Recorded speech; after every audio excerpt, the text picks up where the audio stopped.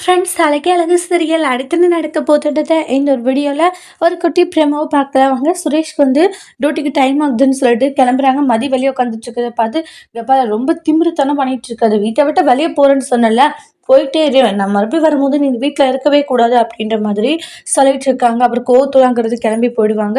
அதுக்கப்புறமா போயிட்டு மலர் கூப்பிடுறாங்க. மதி உள்ள வா மதி அப்படின்னு சொல்லிட்டு, ஏன் மதி இப்படி பண்ணிட்டு இருக்கீங்கப்பா, நீ உள்ள வர போறியா இல்லையானுவாங்க. அப்புறம் போய் பாக்கியராஜ் எல்லாம் கூப்பிடுறாங்க. அப்புறமா அவ வரமாட்டால, ஏண்டி போய் போய் கெஞ்சிக்கிட்டு இருக்கீங்க, வாங்கடி வெளியே உள்ள அப்படின்ற மாதிரி கூப்பிட்டுக்கிட்டு இருக்காங்க ராஜலட்சுமி. அவதான் அவ்வளவு திமிரு பண்ணிட்டு இருக்கானா, போய் போய் அவளை போயிட்டு இவ்வளவு கெஞ்சி கூத்தாடி அவளை கூப்பிட்டுக்கிட்டு இருக்கீங்க அப்படின்னுவாங்க. அப்புறமா பாத்தீங்கன்னா மதி வரவே மாட்டாங்கன்னு நினைச்ச ராஜலட்சுமி மதி பாத்தீங்கன்னா உள்ளார வந்துடுறாங்க. பார்த்துட்டு ரொம்பவே ஷாக் ஆகுறாங்க. என்ன வீட்டை விட்டு போயிடுவேன் நினைச்சுங்க, நான் ஏன் போறேன், நான் எந்த ஒரு தப்பு பண்ண, நான் வீட்டை விட்டாலே என்னால போக முடியாது, நான் இங்கதான் இருப்பேன், என்ன பண்ண முடியுமோ பண்ணிக்கோங்கன்றாங்க. என்ன உங்களால அடக்கிட முடியுமான்றாங்க.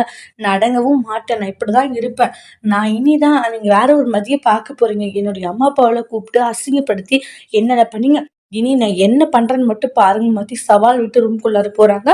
என்னங்க இவ இப்படி பேசிட்டு இருக்கா அப்படின்றாங்க.